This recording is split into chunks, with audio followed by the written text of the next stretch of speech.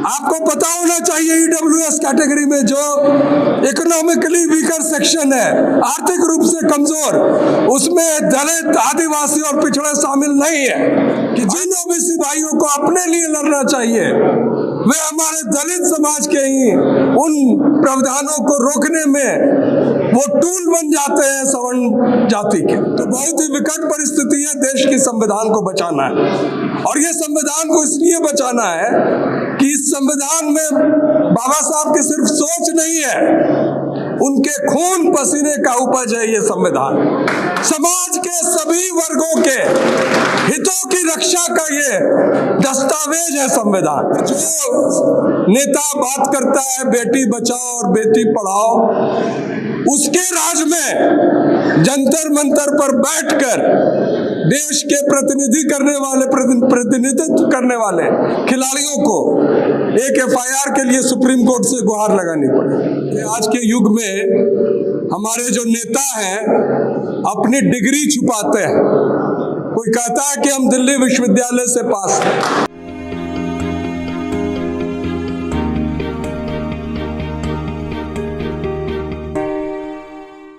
जय भीम के साथ मैं अपनी बात शुरू करता हूं।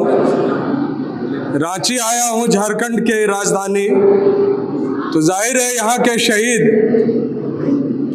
बिरसा मुंडा जी और यहाँ के जो नेता थे जयपाल मुंडा जी, सभी को नमन करते हुए मैं आज इतने विशिष्ट और विद्वान वक्ताओं के समक्ष मैं अपनी बात रखना चाहता हूं और जो हमारे आदरणीय सुनने वाले हैं, जो हमारे आयोजक हैं रेलवे के, सभी को मैं प्रणाम करके अपनी बात रखता हूं। बाबा साहब की जयंती के उपलक्ष्य में ये कार्यक्रम रखा गया है। बहुत सी बातें हुई, जितनी बातें प्रोफेसर रिजवान साहब ने कह दी उससे अधिक तो कहीं भी नहीं जा सकती है। लेकिन बाबा साहब शिक्षा पर कितना ध्यान देते थे। आज के युग में हमारे जो नेता हैं अपनी डिग्री छुपाते हैं। कोई कहता है कि हम दिल्ली विश्वविद्यालय से पास हैं और उस डिग्री को मांगने पर दिल्ली के मुख्यमंत्री को 25,000 रुपया फाइन मांगा जाता है। और बाबा साहब की डिग्री को अगर हम बोलना शुरू करेंगे तो आधा समय तो मैं समझता हूं उसी में चला जाएगा। उनकी विद्वता और जिस तरह से एक विद्वान व्यक्ति समाज से जुड़ा हुआ था वो बहुत ही कम देखने को मिलता है। और बाबा साहब के साथ आज ये हमारे आयोजक हैं बहुत सोच समझकर यहाँ वक्ताओं को आमंत्रित किया है। मैं समझता हूँ समाज के प्रत्येक अंग से उन्होंने रिजवान साहब को आमंत्रित किया। डॉक्टर अंजू है यहाँ, हमारे डॉक्टर मिन साहब हैं, एक एक समाज के प्रतिनिधि हैं, उन समाज की तरफ से वो अपनी बात रख रहे थे। तो मैं थोड़ी बहुत बात ओबीसी समाज के तरफ से रखना भी चाहूँगा और उनको मैं आग्रह भी करना चाहूँगा। इस देश में अभी बहुत एक बड़ी मांग उठ रही है जाति जनगणना की। लोग समझ नहीं रहे। एक पार्टी जो सत्ताधारी दल है, जो अक्सर चीजों को गोलमाल करने में बहुत विश्वास रखती है। गवर्नर ने कहा कि पुलवामा में क्या हुआ उस पर चुप रहने को कहा गया, इसी तरह चुप रहने को कहा जाता है। जाति जनगणना नहीं की जाए, इससे जो देश में एक वैधानिक स्थिति थी जनगणना कराने की, प्रत्येक 10 साल में जो वर्ष था 2021 जनगणना शुरू हो जानी चाहिए था, लेकिन जाति जनगणना की मांग चूंकि उठी तो जनगणना को ही पोस्टपोन कर दिया गया। और यह कितनी बड़ी साजिश है देश के संविधान के साथ, और संविधान के साथ कितनी और साजिशें हो रही है डॉक्टर रतनलाल और हम लोग देख रहे हैं। कई बार आज रिजवान साहब ने बताया कि एक एफआईआर करने के लिए, और जो नेता बात करता है बेटी बचाओ और बेटी पढ़ाओ, उसके राज में जंतर मंतर पर बैठकर देश के प्रतिनिधित्व करने वाले खिलाड़ियों को एक एफआईआर के लिए सुप्रीम कोर्ट से गुहार लगानी पड़ी। तो बहुत ही विकट परिस्थिति है, देश की संविधान को बचाना है। और ये संविधान को इसलिए बचाना है कि इस संविधान में बाबा साहब की सिर्फ सोच नहीं है, उनके खून पसीने का उपज है ये संविधान। समाज के सभी वर्गों के हितों की रक्षा का ये दस्तावेज है संविधान। हमारे ओबीसी के साथी अंबेडकर नामा में रिकॉर्ड हो रहा है, मैं समझ रहा हूं देश के कई लोग सुनेंगे और सुनना भी चाहिए। बाबा साहब ने क्यों इस्तीफा दिया 1953 में? प्रमुख रूप से 3 मांगे थी उनकी, जो उन्होंने अपने रेजिग्नेशन लेटर में लिखा। एक मांग थी हिंदू कोड बिल को जिस तरह से लाया जा रहा था, लेकिन एक बड़ी मांग थी कि देश के 56% या उससे भी अधिक लोग जिनके उत्थान के लिए कमीशन बनना था संविधान के तहत, उस पर उस समय की सरकार चुप लगाई हुई थी। और बाबा साहब के इस दबाव के कारण काका कालेलकर कमीशन बना। लेकिन विडंबना देखिए, बैकवर्ड क्लास के साथ जो एक बड़ी साजिश हुई कि जो चेयरमैन थे काका कालेलकर, उन्होंने अपनी रिपोर्ट की अनुशंसा में कहा कि मैं इस रिपोर्ट से सहमत नहीं हूं। राष्ट्रपति को जिन्होंने पत्र दिया और 20 साल के लिए वो ठंडे बक्से में चली गई। उसके बाद 77 में जब जनता पार्टी की सरकार आई तो मंडल कमीशन लागू हुआ। और मंडल कमीशन बनाने में, और चूंकि मैं उस परिवार से हूं, मैं जानता हूं कि बीपी मंडल साहब की कितनी बड़ी एक उसमें योगदान था कि संविधान पीठ ने, जिसमें सुप्रीम कोर्ट के कॉन्स्टिट्यूशनल बेंच जिसमें 9 जज थे, उसके एक भी प्रावधान को हटा नहीं पाए। आखिर में मैं धन्यवाद आज देता हूं और नमन करता हूं वीपी सिंह साहब का और उनके साथ साथ अर्जुन सिंह साहब का भी, जिन्होंने 2 प्रावधान लागू किए। एक तो केंद्र सरकार की नौकरियों में 27% ओबीसी के लिए, और दूसरा शिक्षा में। लेकिन इसके साथ 40 अनुशंसाएं और हैं। लैंड रिफॉर्म्स होना चाहिए। देश में जो तमाम सरकारी पैसे पर जो निजी संपत्तियां बन रही है, उसमें आरक्षण लागू होना चाहिए। जो प्रमोशन में ओबीसी को मिलना चाहिए। लेकिन विडंबना है कि जिन ओबीसी भाइयों को अपने लिए लड़ना चाहिए, वे हमारे दलित समाज के ही उन प्रावधानों को रोकने में वो टूल बन जाते हैं सवर्ण जाति के। और इससे बड़ी गहरी साजिश कुछ नहीं हो सकती है। मैं अपील करता हूं ऐसे लोगों से कि आप उस सवर्ण समाज के मोहजाल से निकलिए और जो बहुजन समाज की संरचना और सोच काशीराम साहब की थी और जिस पर आज भी हम लोग चल रहे हैं, उसको आगे बढ़ाने में मदद कीजिए। तब संविधान बचेगा और आपका हक भी बचेगा।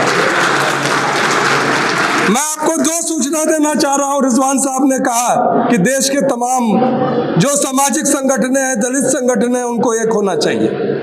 कई प्रयास हो रहे हैं। डॉक्टर रतन लाल जी जुड़े हुए हैं, मैं भी जुड़ा हुआ हूं उनसे। जस्टिस ईश्वरैया है, उन्होंने बनाया है SRA, सोशल रेवोल्यूशनरी अलायंस, सभी संगठनों को एक साथ लाने के लिए।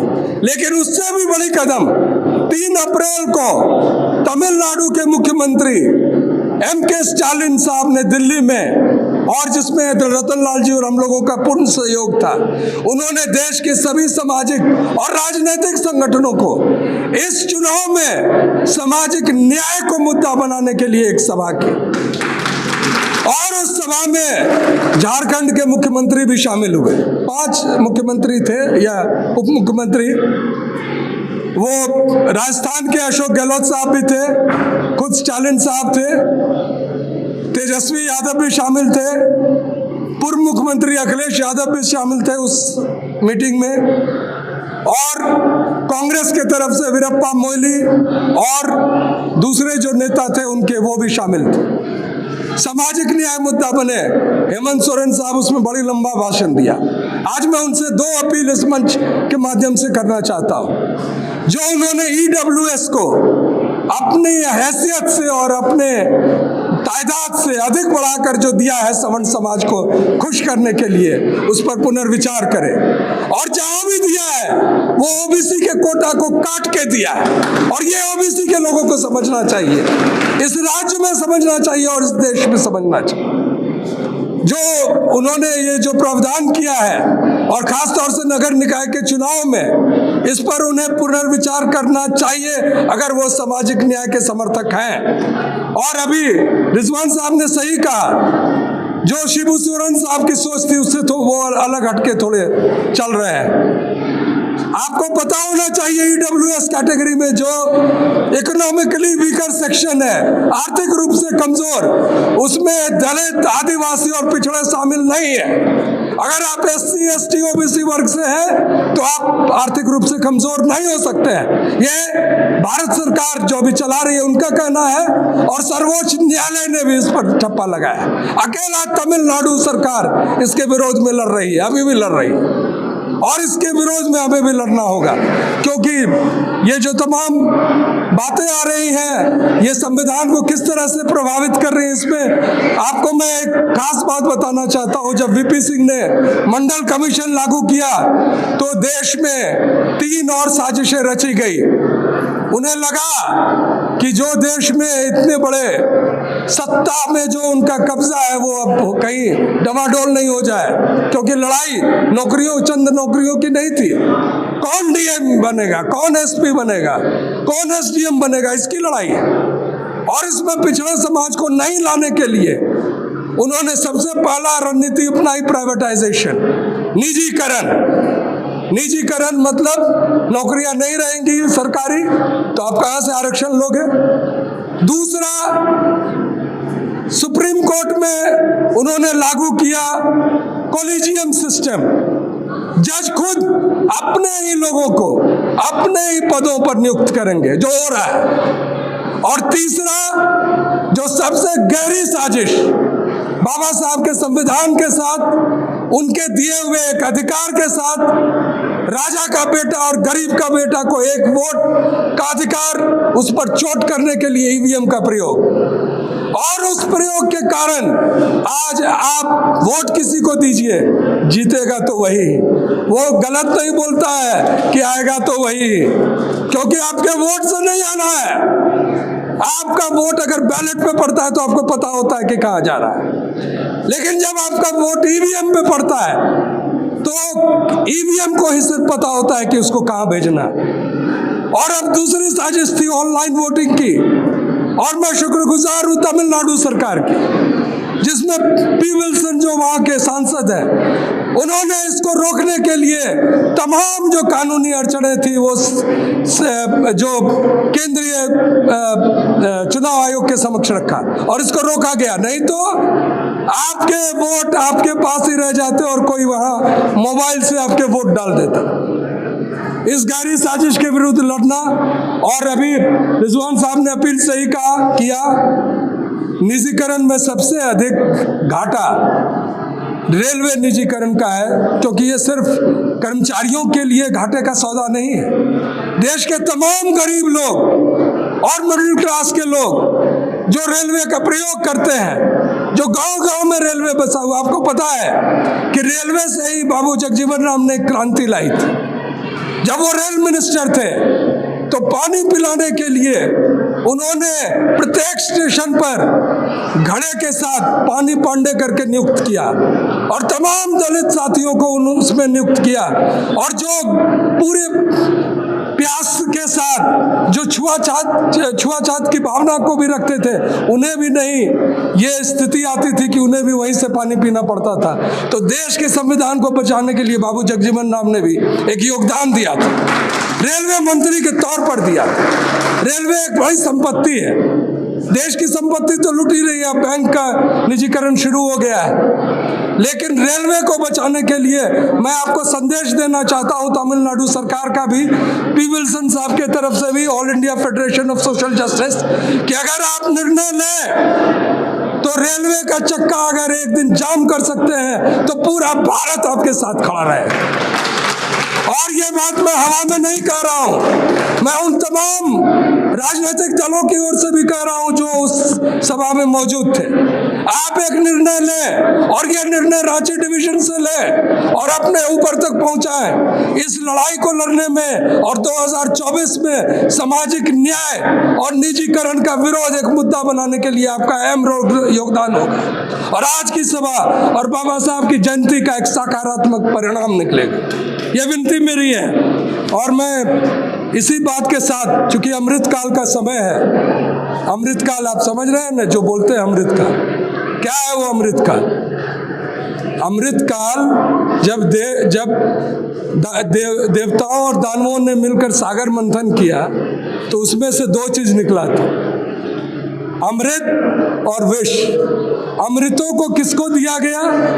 देवताओं को दिया गया। कौन है आज के देवता? वही सवर्ण समाज, ब्राह्मणवाद। और आपके हिस्से में विष है, विष।